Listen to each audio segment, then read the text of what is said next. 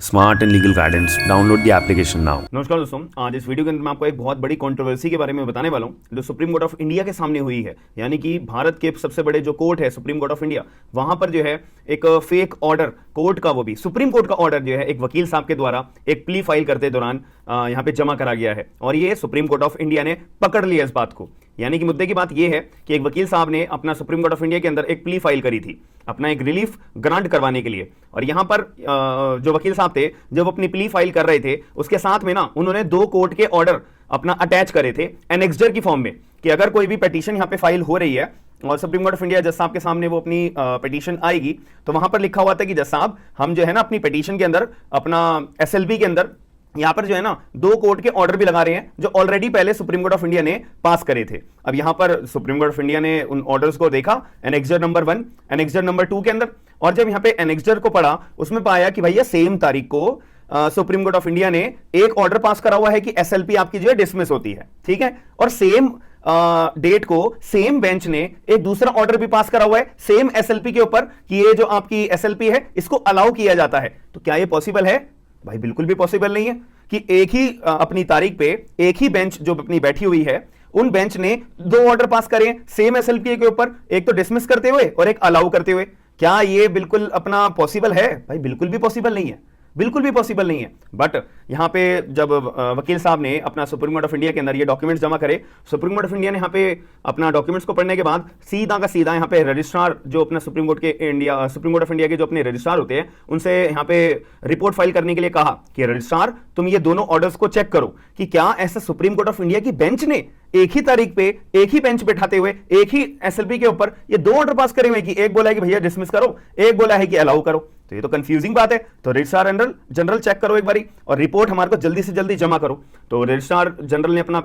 ने अपना supreme court of India के कामकाज चालू कर दिया चेक करने के लिए। तो रजिस्ट्रार ने क्लियर तौर पे सुप्रीम कोर्ट ऑफ इंडिया को बताया कि जज साहब ये जो दूसरा ऑर्डर है ना अलाउ करने वाला ये फेक है। सुप्रीम कोर्ट ऑफ इंडिया ने जो ऑर्डर पास करा था ना डिसमिसल का वो सही है, वो ओरिजिनल है, लेकिन ये जो वकील साहब ने एक आपको एनेक्सडर के अंदर अपना ये दूसरा अपना जजमेंट के ऑर्डर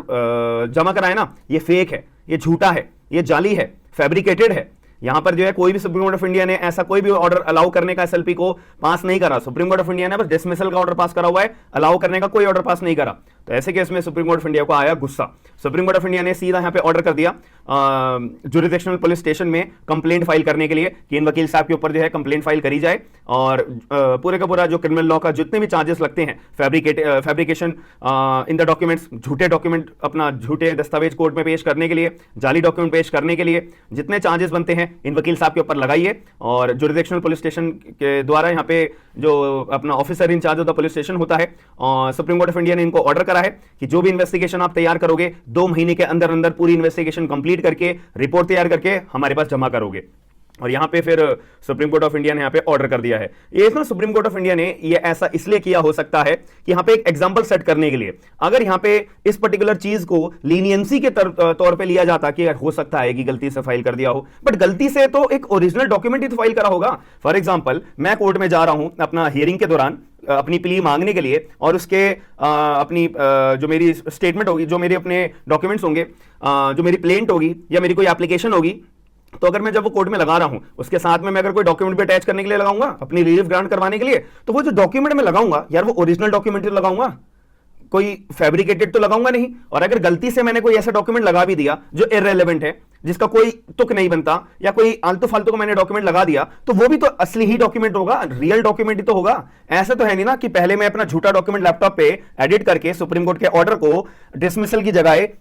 अलाउ के अंदर कन्वर्ट करके वर्ड पे बैठ के मैंने अपना कर दिया तैयार और वो डॉक्यूमेंट मैंने लगा दिया और एट द एंड मैं बोलूं अरे जैसा मैंने तो गलती से लगा दिया। अरे भाई गलती से लगाया होगा तो फैब्रिकेशन वाला डॉक्यूमेंट थोड़ी ना लगाया होगा, लगाऊंगा मैं, सीधी सी बात है। तो यहां पर गलती भी काम नहीं आ सकती। तो सुप्रीम कोर्ट ऑफ इंडिया ने मेरे हिसाब से इसलिए इतना बड़ा मुद्दा यहां पे क्रिएट हुआ है कि यहां पे सुप्रीम कोर्ट ऑफ इंडिया ने एग्जांपल सेट करने के लिए कि ऐसे ही कोई वकील अपना जो है कोई भी डॉक्यूमेंट फैब्रिकेट करके जमा ना कर दे, फिर एट द एंड ये बोल दे कि जैसा माफ कर दो गलती हो गई। तो यहां पर एक एग्जांपल सेट करने के लिए सुप्रीम कोर्ट ऑफ इंडिया ने इस चीज को बहुत ही ज्यादा सीरियस और स्ट्रिक्ट यहाँ पे तरीके से डील करा है और यहाँ पे सुप्रीम कोर्ट ऑफ इंडिया ने डायरेक्ट कर दिया कि क्रिमिनल इन्वेस्टिगेशन यहाँ पे लॉन्च करी जाए और इन्वेस्टिगेशन पूरी हो जाने के बाद जो भी चार्जेस बनते हैं वो चार्जेस वकील साहब के ऊपर लगने ही चाहिए। याद रखिएगा 2 महीने के अंदर अंदर पूरी रिपोर्ट आ जाएगी तैयार होकर। इन्वेस्टिगेशन अभी चल रही है, स्टार्ट हो गई है, जुरिडिक्शनल पुलिस स्टेशन में कंप्लेंट दर्ज करवा दी गई है, याद रखिएगा। अब आप लोग मुझे बताइएगा कि आप लोगों का क्या पॉइंट ऑफ व्यू है कि यहां पर सुप्रीम कोर्ट ऑफ इंडिया को थोड़ा सा लीनियंसी के अंदर इस मैटर को डील करना चाहिए था, माफ कर देना चाहिए था,